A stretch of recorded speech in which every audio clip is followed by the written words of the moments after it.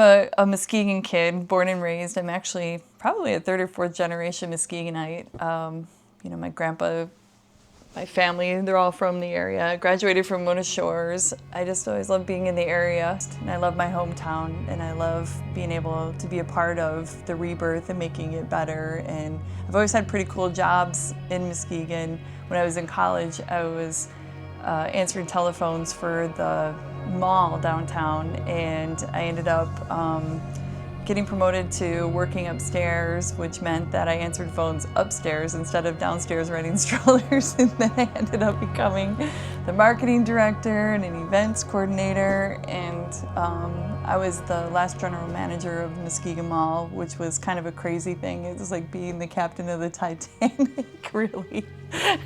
So from there, I went to the Frohenthal, and I was the marketing director at the Frohenthal for a little bit. And then I had heard through some friends that were working on the Watermark project that they were looking for somebody to be boots on the ground at the Watermark. And I didn't really know anything about construction at that time. My family was all in construction, so I had a little bit of working knowledge. So I ended up going in and talking to the gentleman that owned the Watermark and saying that I really wanted to work there. And he hired me on the spot. I don't think he even read my resume, but I ended up working for him for about 20 years and built the Watermark to where it was. And then when that plan didn't work out really that great, considering he's no longer involved and somebody else owns it, there was like an impasse for me. There were like a crossroads. And I fell in love with a coffee shop when we built it.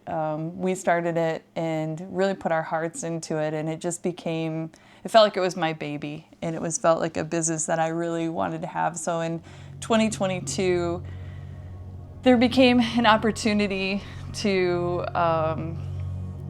take it over and have it be mine. And so I did that, and I haven't regretted it since.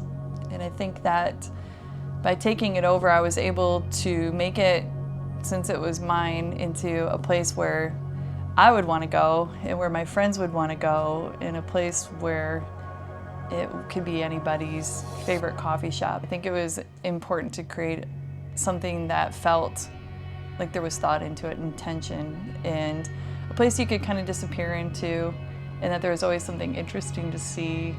I'm pretty proud of creating a living, working piece of art, really. I've been here for about 5.5 years. I would say the crew. I really like who I work with.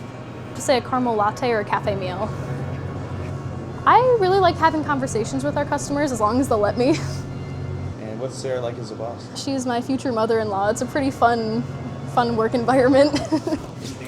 Our shop is in an old factory. It's the former Shawwalker Furniture Factory, and we wanted to pay homage to that, but we didn't want it to be like the main focus of the shop.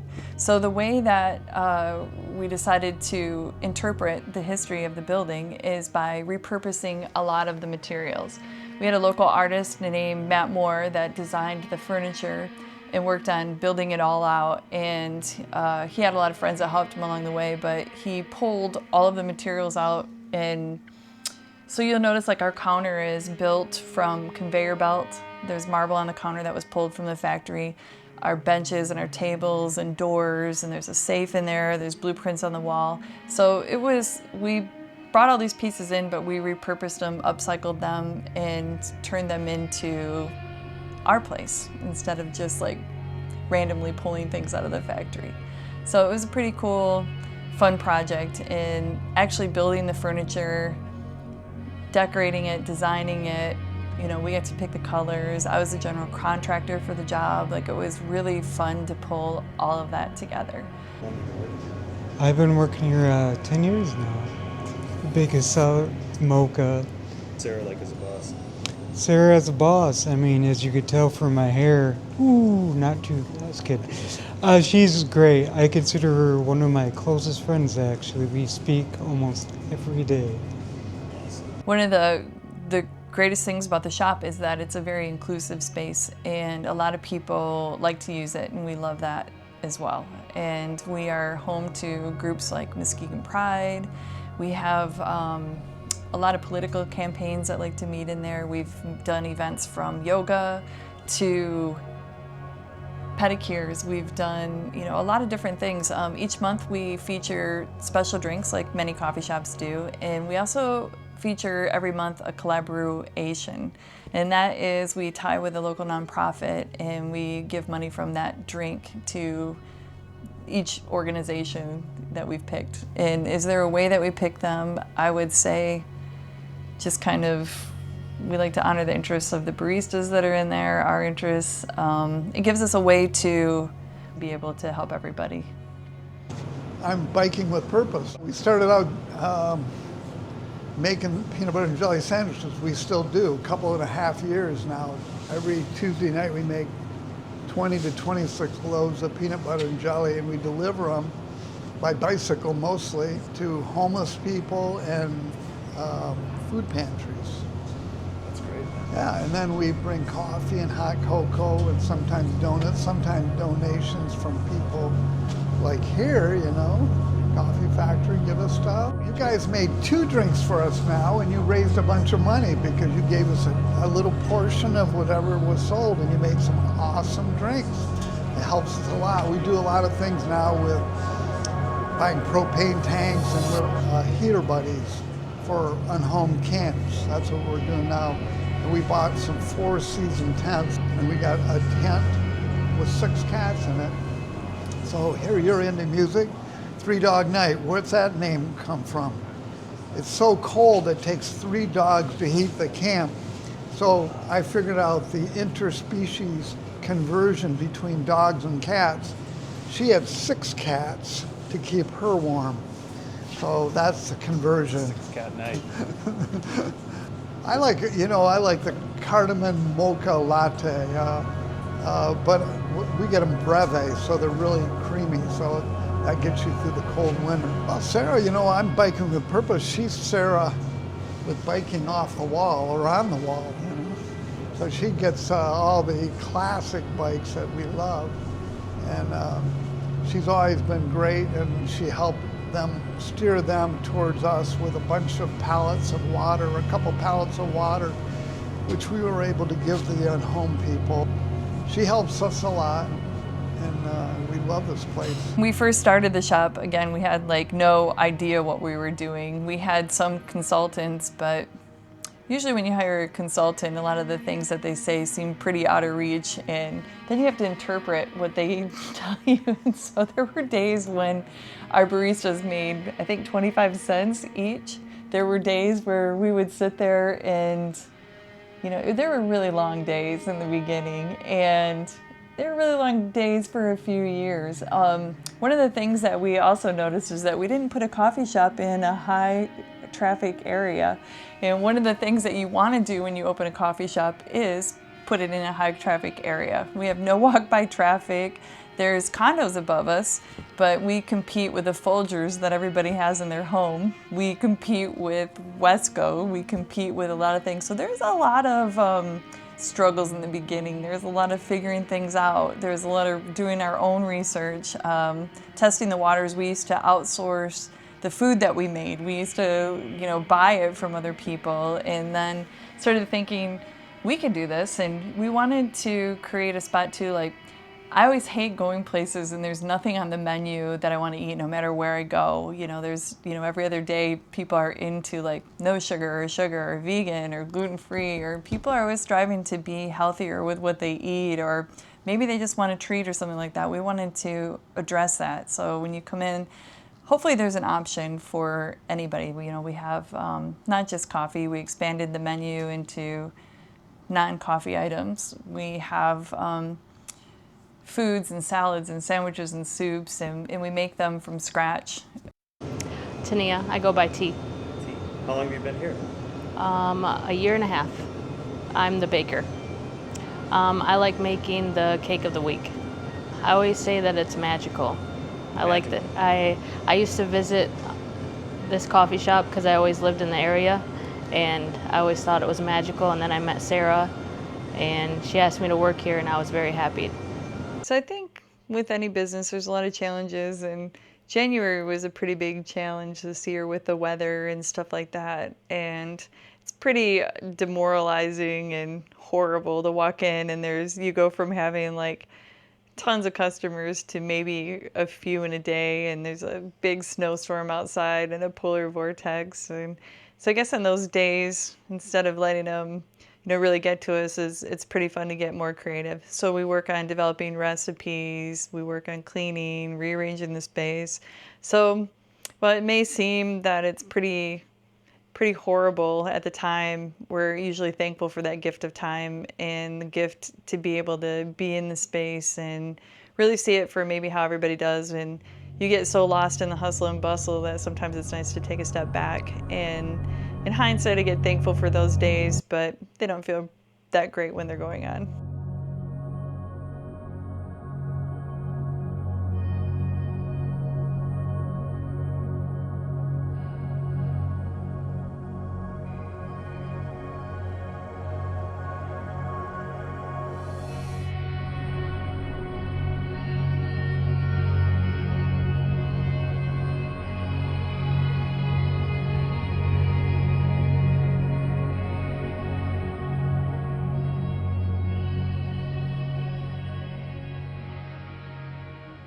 One of the things that I wanted to do when I took over was add in support a couple other local businesses. And so we made a partnership with the Book Nook out of Montague with Andrew and Brooke. And we have basically a permanent pop-up with them. And so we worked together, and they brought in a bunch of books and novelties and gifts, and it was a really welcome addition to our shop. And people really have loved getting the books and gifts and things like that, and puzzles. And then my husband Chris and I have a thrift store. We've been doing pop-ups with thrifted clothing for a while, and we decided to take over an area in the shop and put in our Fuddy Dud store, and it's been a lot of fun. We spend a lot of our off time thrifting, and we like to create together, and so it was pretty cool to be able to own a business with him and located in the shop as well. And then we also really love Soap Dude's products, and we're able to get him to come in and put in a little store in our place. So not only do we have coffee, we also have, I guess from fiction to fashion, we've got everything covered here. One of the coolest things about having a shop is that people generally don't have a bad day when they're coming in to have coffee. And so you get to see people like on their, maybe they're celebrating, maybe they're taking a moment, or, it's not like you're going to do something awful, you're coming to have coffee. So we've gotten to know a lot of our customers, and we really appreciate the regulars, but it's fun to get to know people through a positive experience. Chelsea. I work at Health West as a therapist. I come to Coffee Factory on my breaks, and some weekends I come as well. I usually get an Americano because I like my coffee pretty simple. And then for food, I really like that they have soup options. I've been coming to Coffee Factory for about 7 to 8 years consistently, and what sticks out for me is that over the years of coming here, I feel like it's been accumulating different types of like eccentric qualities of Muskegon. The community here is very vibrant, and I feel like the Coffee Factory in itself just keeps adding little pieces of like niche, kind of like niche areas within the Coffee Factory itself that you'll find yourself kind of like looking at for the first time, even if you've come here often. I really like the staff here. Sarah's great. She's kind of the owner that baseline, super chill and very punk rock, and she can probably like peg you for a good movie or music recommendation. And I also just feel like the more I come here, the more I don't know, it's just something about Coffee Factory as like this is like Muskegon's home cafe. No, I guess if you come in, eat a brookie for me. One of the coolest connections for me is when I was younger, my youth group leader, her name was Annie, and we've reconnected, and she's basically taken over our porch and reimagined it in ways I didn't think were possible. And she goes out there every year and plants this beautiful herb garden that we use in our cooking. And we're in a pretty industrial area, and right now there's a lot of construction going on. So she's created like this little oasis where you can just hang out. So that to me is one of the best things about this, is just really getting to be involved with the people that come in. And over the last decade, we've lost a few of our favorites, and it still stings, when you don't get to see those faces every day. It had to be you. It had to be you.